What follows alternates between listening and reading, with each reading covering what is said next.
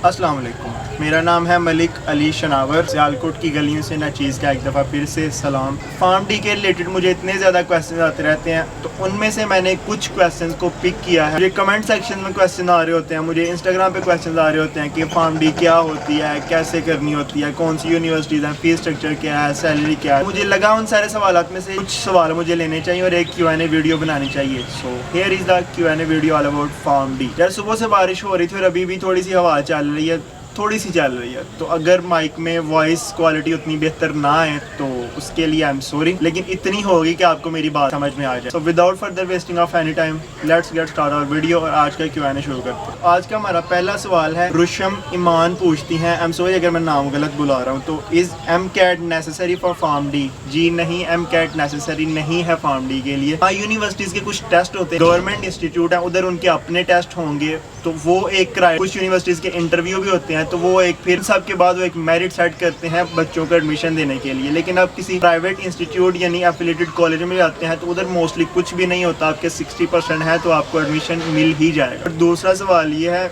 Mirren Yusuf पूछते हैं या पूछती हैं, can you please tell me after complete 5-year programme of pharm D when will you get license and how much time is required in practice? License आपको तब मिलता है जब आप 5 साल की डिग्री कंप्लीट करते हैं, उसके बाद आपकी इंटर्नशिप होती है 6 मंथ और 4 मंथ की समथिंग होती है, उसके बाद आपको मिलती है डिग्री, उसके बाद ही आपको लाइसेंस मिलता है पाकिस्तान फार्मेसी काउंसिल की तरफ। उसके बाद रुशम ईमान ही पूछती है, इज फार्म डी इजी या हार्ड? इसमें ज्यादा केमिस्ट्री होती है ना? फार्म डी ना ही बहुत ज्यादा मुश्किल है और ना ही आसान है, मतलब हलवा भी नहीं है और बहुत ज्यादा मुश्किल भी नहीं है। फार्म डी में अगर आपने एडमिशन ले लिया तो ये बात तो पक्की, आपको पढ़ना तो पड़ेगा, पढ़ाई इसमें ठीक ठाक है। हमारे भी 50 to 60% सब्जेक्ट MBBS वाले ही होते हैं, लेकिन ऐसा भी नहीं है कि आप बहुत मेहनत करो, आप पढ़ो भी लेकिन फिर भी आप पास ना कर पाओ, तो मिड रेंज में इसको रखते हैं। इसको हार्ड भी नहीं बोलते और इसको इजी भी नहीं बोलते। और इसके साथ पूछा था केमिस्ट्री ज़्यादा होती है? केमिस्ट्री होती है, फर्स्ट ईयर में केमिस्ट्री होती है, सेकंड ईयर में तुम्हारी बिल्कुल भी केमिस्ट्री नहीं, उसके बाद 5th ईयर में एक मेडिसिनल केमिस्ट्री का सब्जेक्ट है। केमिस्ट्री होती तो है लेकिन बहुत ज़्यादा केमिस्ट्री भी नहीं कि आपको 5 साल सिर्फ केमिस्ट्री के रिलेटेड ही सब्जेक्ट पढ़ने पड़ेंगे, ऐसा नहीं है। एक आधा सब्जेक्ट होता है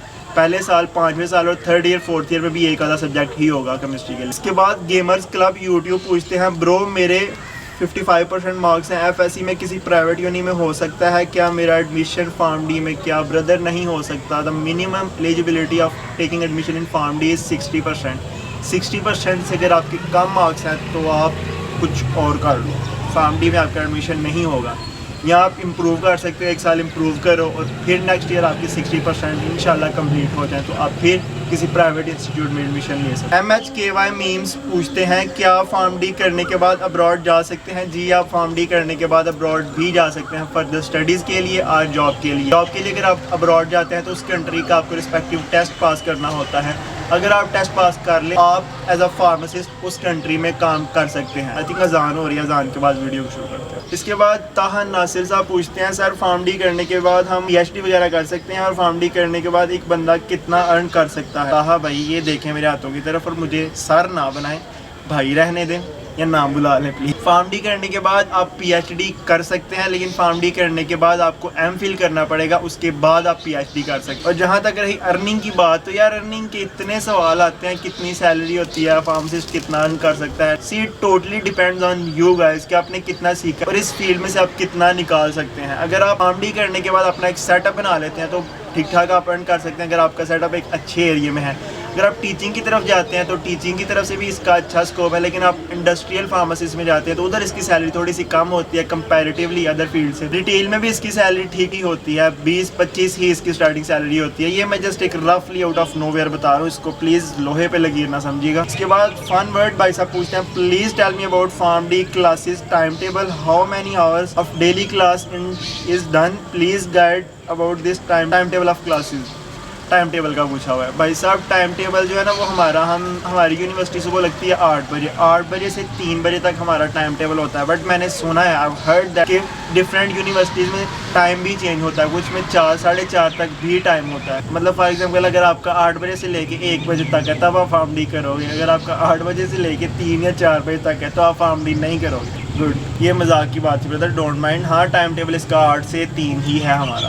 and the next question is Shona Chaudhary, ये गर्ल पूछती है माशाल्लाह वायदा भाई किस यूनिवर्सिटी से आप फार्मडी कर रहे हैं। मैंने अपने बहुत सारे व्लॉग्स में भी बताया हुआ है, इवन के दिखाया भी हुआ है। मैं Imran Idris college of pharmacy Sialkot से फार्मडी कर रहा हूँ। उसके बाद तलहा अशरफ पूछते हैं प्राइवेट और गवर्नमेंट सेक्टर का फीस स्ट्रक्चर भी बताइएगा काइंडली। यार फीस स्ट्रक्चर हर यूनिवर्सिटी का वेरी करता है माय ब्रदर, हर यूनिवर्सिटी का अपना फीस स्ट्रक्चर होता है। आप किसी गवर्नमेंट इंस्टीट्यूट में जाते हैं उधर फीस स्ट्रक्चर कम होगा, अगर आप प्राइवेट यूनिवर्सिटी में जाते हैं तो उससे ज़्यादा उधर फीस स्ट्रक्चर होगा, लेकिन अगर आप किसी प्राइवेट एफिलिएटेड कॉलेज में जाते हैं तो उधर फीस सबसे ज़्यादा होगी। इसके बाद अतीक अहमद पूछते हैं bro which university is best for PharmD in Pakistan, government या private? If government then should I adopt any government university? Yes brother, आपको फर्स्ट प्रायोरिटी अपनी हमेशा गवर्नमेंट यूनिवर्सिटी को ही रखिएगा। बेशक आप फार्मडी कर रहे हैं, चाहे आप कोई भी प्रोग्राम कर रहे हैं, अपनी फर्स्ट प्रायोरिटी हमेशा गवर्नमेंट इंस्टीट्यूट को दीजिएगा। सिंस आपका गवर्नमेंट यूनिवर्सिटी में एडमिशन नहीं होता तो फिर प्राइवेट में आप जा सकते हैं। अगर आप कितने मार्क्स हैं कि आपका कहीं पे मेरिट आ रहा है, then for sure you should go for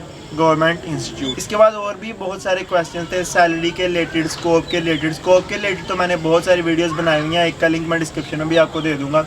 salaries की मैंने बता दिया पीछे क्वेश्चन में। इसके अलावा अगर आपको कोई सवाल है तो मुझे बताइएगा। इंस्टाग्राम पे आप मुझे फॉलो कर सकते हैं, वहाँ पे भी बहुत सारे सवाल मुझे आते हैं तो वहाँ पे मैं ही जवाब दे देता हूँ। तो शायद ये नाचीज़, ये निकम्मा इंसान आपके किसी काम आ जाए। फार्मडी के बारे में जितने पॉसिबल क्वेश्चन हो सकते थे, जितने सवाल पॉसिबल थे कि मुझे लेने चाहिए, वो मैंने लिए। दीजिए फिर मुझे इजाज़त, और व्लॉग्स कंटिन्यूस आएंगे। अभी तो आ रहे हैं यार फाइनल पेपर, तो फाइनल पेपर के बाद ही डेली व्लॉगिंग स्टार्ट करूँगा। ऐसा नहीं है मैं व्लॉग्स बनाऊँगा नहीं, अभी भी व्लॉग वक्तन फवक्तन आते जाएंगे, लेकिन वो कंटिन्यूस जो हो सकता है ना वो मुश्किल है थोड़ा सा। तो दीजिए फिर अपने मेज़बान को इजाज़त। कैमरामैन ट्राइपॉड के साथ CEO ऑफ समाचार न्यूज़ मलिक अली शनावर। अल्लाह हाफ़िज़।